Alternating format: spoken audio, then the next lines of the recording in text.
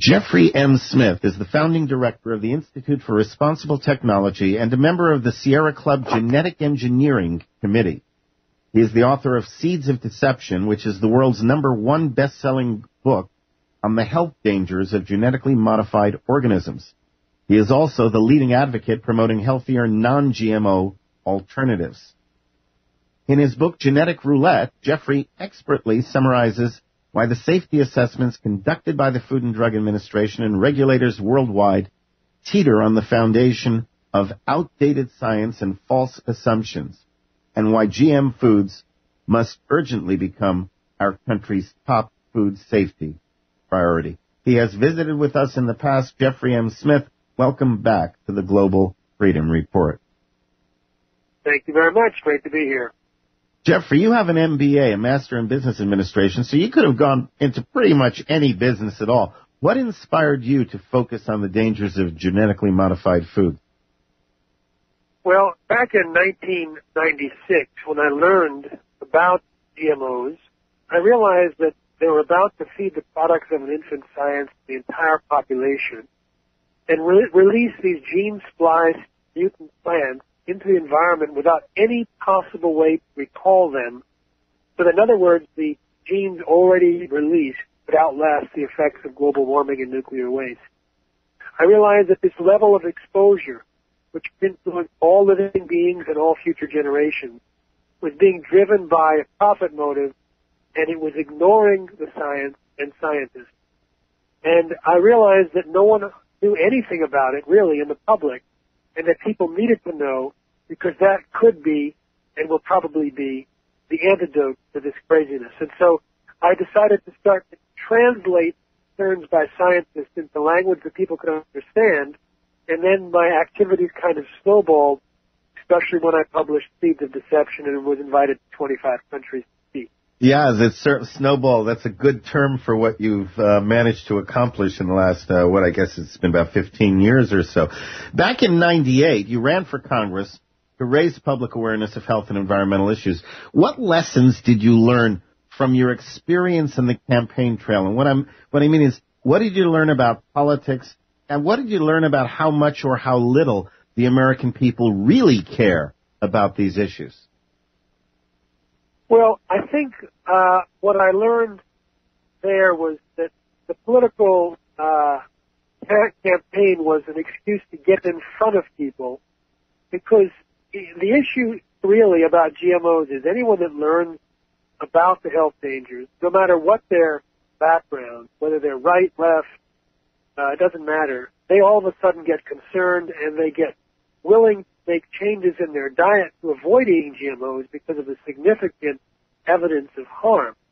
But the question is getting to those people, creating a venue.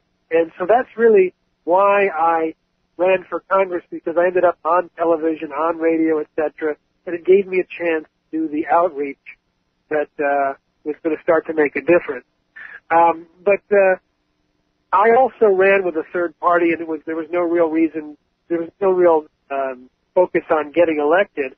And I also realized that the chips were stacked against any third party or independent candidate, because there was really no room for it, and the whole structure was set up to support the Democrat and Republican juggernaut. No, and I understand that, but what I'm curious as to, did you learn any lessons concerning the workings of politics? Did you, that was question one, and the other question was, did you find in your interactions with people that they really did care about it, or that they kind of poo-pooed it because you were not a major party candidate? Well, everyone really cared about the issue once they heard about it. But I think in terms of the major working of politics, I think what I became aware of, because I wasn't with the Democrats or Republicans at the time, was that they have completely rigged their program these days to exclude third parties, whereas third parties and independents have been responsible for major innovations over the last 100, 200 years, whether it was the ending slavery, women's right to vote, Social Security, etc. And those came as injected new information because it was a third party, and the two main parties had built a wall to insulate themselves out of new ideas. So I think, but these days, they have changed the playing field, making third parties, making it almost impossible for third parties to participate in major debates or in major outreach. So that's the main takeaway. I mean, everyone knows about the corporatization of politics, that we have a corporatocracy. And some things like what you just described, you don't quite get them until you're right in the midst of it, which is really what I was getting at. My guest is Jeffrey M. Smith, founding director of the Institute for Responsible Technology. We're talking genetically modified organisms. Jeffrey, welcome back. A multi-billion-dollar industry has emerged out of genetically modified organisms as a reflection of the big money influences being exerted on behalf of GMOs, and in the best spirit of regimes under Joseph Stalin and Adolf Hitler. Scientists who refuse to embrace GMO technologies are being persecuted. How is this persecution showing up in their lives, and what is actually being done to scientists who refuse to toe the GMO line? Can you tell us any stories? You don't necessarily have to name names in terms of the scientists. Well, happy to name names, because where I can, I will. A DVD just came out called Scientists Under Attack, and it talks about two scientists there, Dr. Arpad Pusztai and Ignacio Capella. Now, Dr. Pusztai was the leading researcher in the world in his field, was given $3 million to figure out how to test the safety of GMOs, and his research was supposed to create the protocols that would be required testing for any product approved in the EU.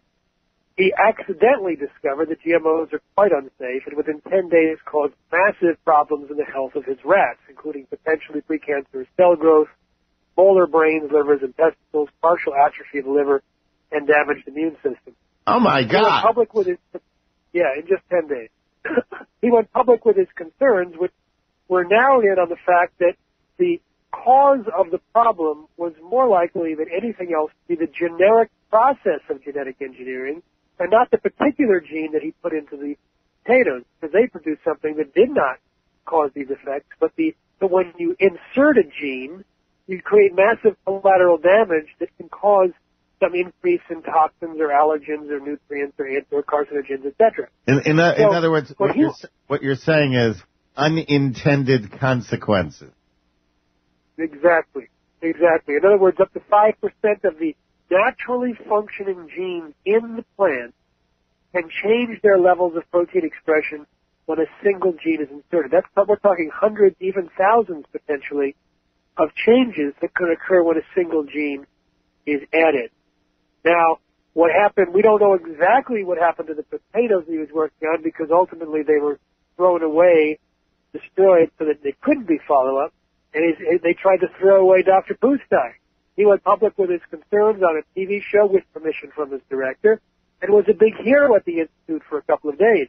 The director, Professor Philip James, took over all of the news reporting, actually diverted all phone calls to Pusztai's desk to his own, issued his own press release, called the research world-class, but then 2 phone calls from the UK Prime Minister's office forwarded through the receptionist to the director changed his tune, and the next day he fired Dr. Pusztai after 35 years, silenced him with threats of a lawsuit, dismantled the team, took away the data, and then he participated with the government in a campaign to destroy Pusztai's reputation in order to protect the reputation of biotechnology.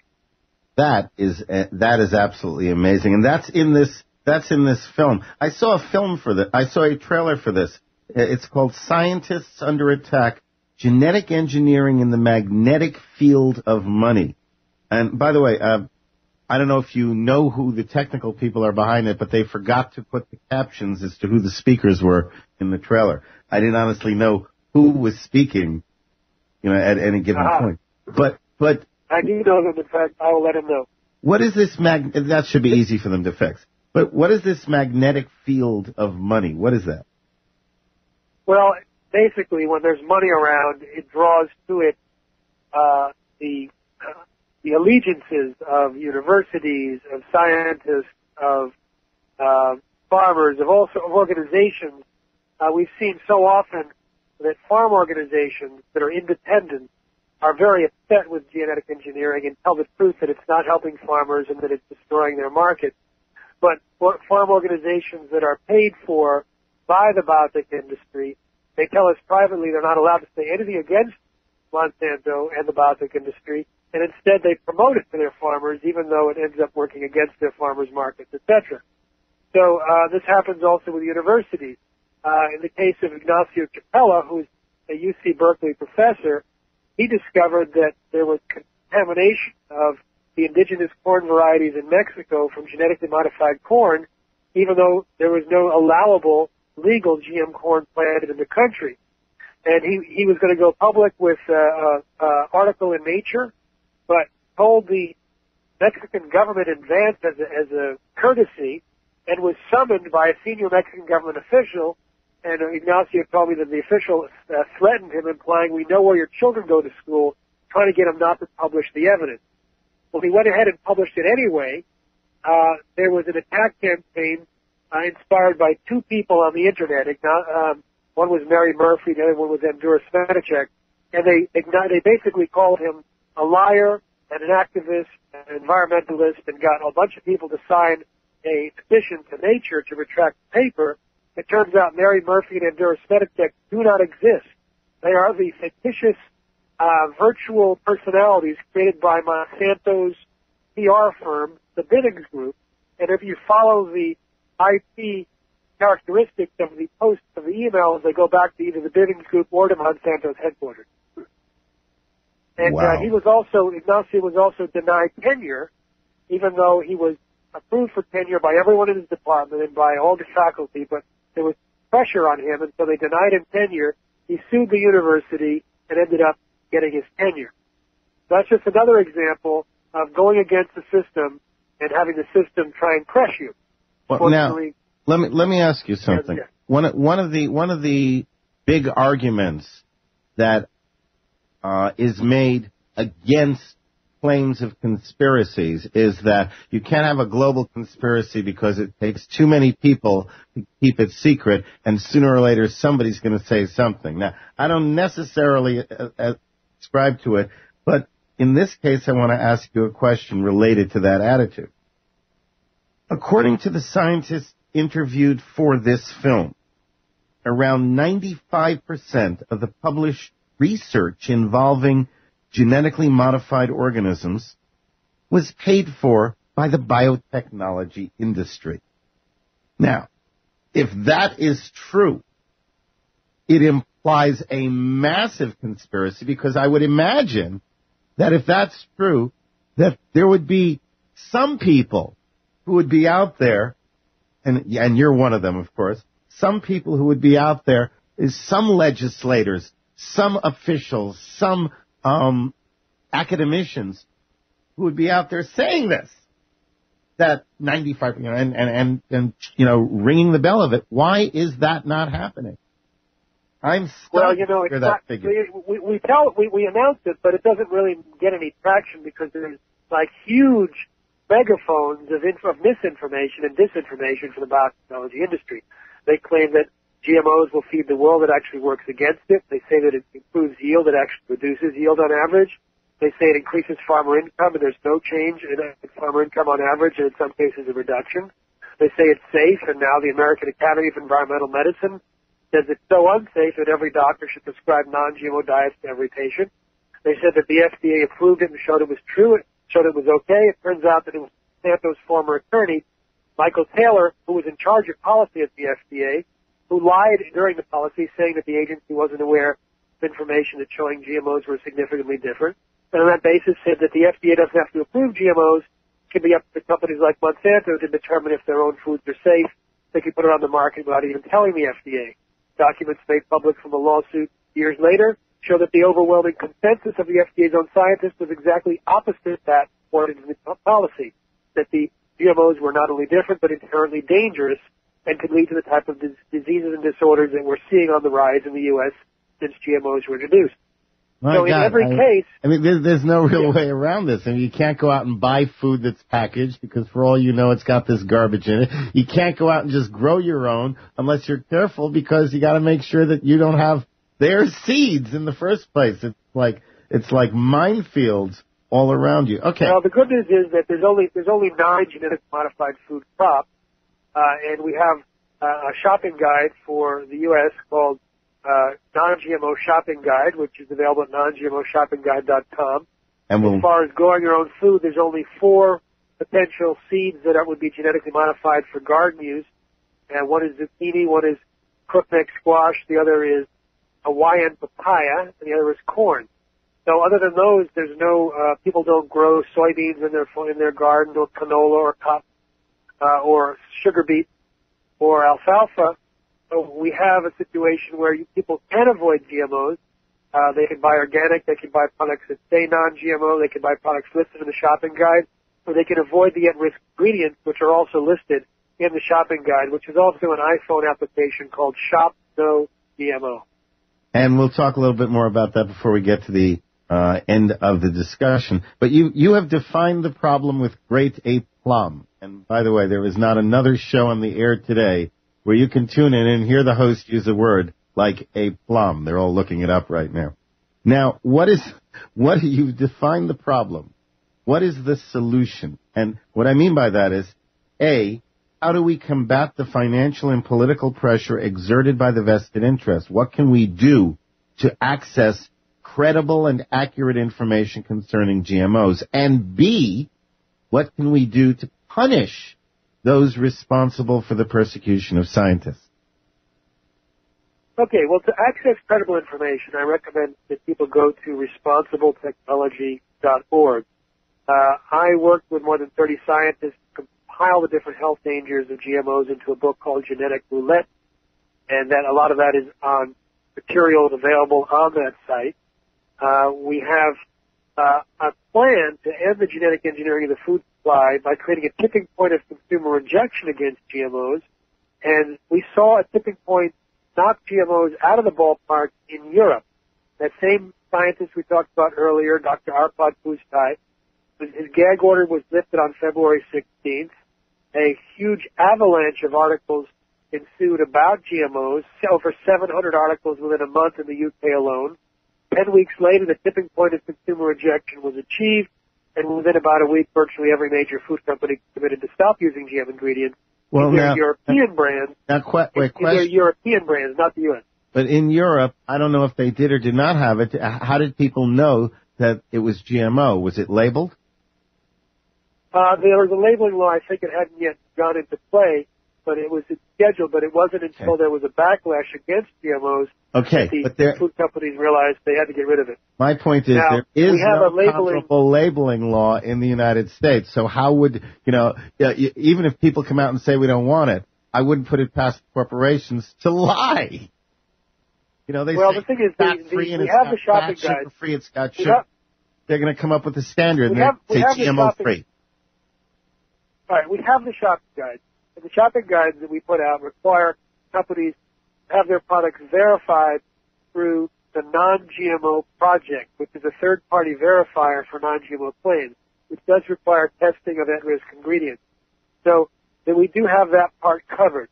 And there's also a ballot initiative in California that's going to be on the ballot in November for requiring mandatory labeling. So we are very interested to see a backlash there, because if it turns out that there's labeling required, then the companies are going to simply eliminate GMOs because there's no consumer benefit to companies to use them. I agree, which means that we'll be keeping a close eye on that particular, is it a referendum or? It's one of those ballot initiatives like Prop 8, Prop 2. Okay. Yeah, we'll keep a close eye on that one. I hope it's successful, and I'm dubious because they're gonna work hard against that. They are, but the thing is, we can get rid of GMOs in the United States by a tipping point just by educating the people about the dramatic health risks. For example, when rodents were fed genetically modified soy, they had changes in their testicles, uterus, ovaries, sperm cells, DNA functioning of the embryos, a 5-fold increase in infant mortality. Some had hair growing in their mouths. some were sterile, smaller babies, babies. I mean, really serious stuff. And when people hear the dangers, they're gonna figure out ways to avoid GMOs. We're gonna make it easier for them. And we saw a tipping point already happen in the United States against genetically engineered bovine growth hormone, which is injected into cows to increase milk supply, but it also increases within the milk a hormone linked to cancer. So a lot of parents were refusing to use that milk, and so now it's been kicked out of most American dairies, including Walmart's milk, Starbucks milk, Yoplait and Dannon's yogurt, etc. So we've had a tipping point against GMOs in Europe, a tipping point against bovine growth hormone, a genetically engineered drug in the U.S., and now we're engineering a tipping point against GMOs here because we think that'll happen when 5% of U.S. shoppers avoid GM brands. Okay, and that's fair. Now, what about the second half of my question? Is there anything that could be done? You know, I loathe injustice. And so is there anything that could be done to punish those responsible for the persecution of scientists who are trying to get to the truth?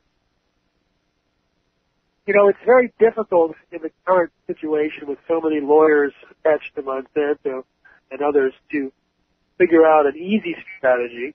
I think once there's a demise in the biotech industry and a backlash, it might be an easier political and climate and economic climate to do such a thing. I know that there's a former scientist from Monsanto who told me that 3 of his colleagues did safety studies on bovine growth hormone. They were so appalled at the high rate of this cancer-related hormone that was in the milk, these 3 Monsanto scientists refused to drink milk thereafter unless it was organic. One bought his own cow, and they refused to drink it because it had Monsanto's drug injected into the cows. He also told me that there was a kind of rewriting of research to make the harmful effects on rodents from GM crops less apparent. So if we had people like that coming forth, then we might end up being able to file lawsuits against companies like what happened when Monsanto was convicted and fined $700 million for poisoning people in Anniston, Alabama, next to their PCB factory, because documents made public from the lawsuit showed that they knew about the poisoning, but their response, according to one executive's letter, was, we can't afford to lose $1 of business. Well, and this, and I'm speaking to the listeners now, this is what I mean when I'm telling you that as long as the society's values say that money comes first and truth and justice and liberty are relegated to the bottom of the heap, there will be no justice, and it'll be about the money. You want to change this? You change the values by which your society operates.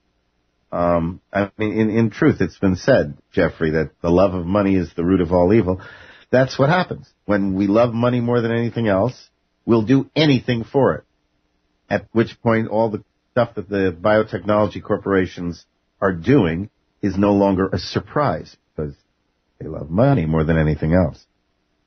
Is there anything new? I don't know if GMO industry is a developing or expanding industry. Is anything new on the horizon, new dangers or expansion in the ability of GMOs beyond, you know, what they can do today? Anything like that? Are these companies, you know, engaging in any kind of research to try and expand their outreach in that way?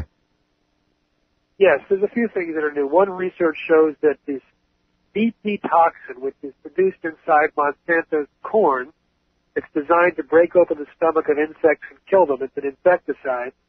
That ended up inside our blood. That 93% of pregnant women and 80% of their unborn fetuses in Canada have this toxin circulated in their blood. That wasn't supposed to happen according to the regulators because the toxin was supposed to be destroyed in the digestive process.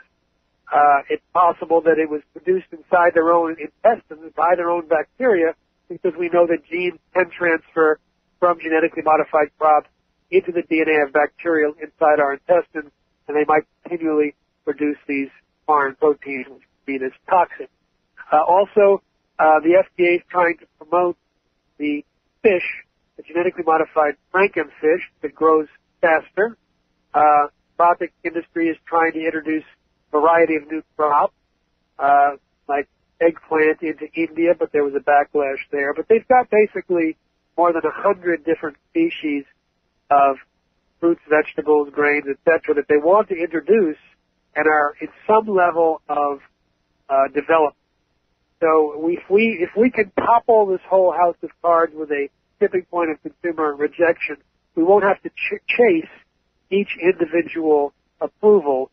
We will just eliminate the ability for any new approval to be successful by demonstrating there is sufficient rejection by U.S. consumers. Okay, and we're almost out of time, but I have a question from the chat room. How do GMOs defy the laws of physics? That is, causing a salmon to grow at 3 times its natural rate or making a chicken gain weight twice as efficiently. It seems to me this would violate fundamental conservation of energy laws. Any comments there?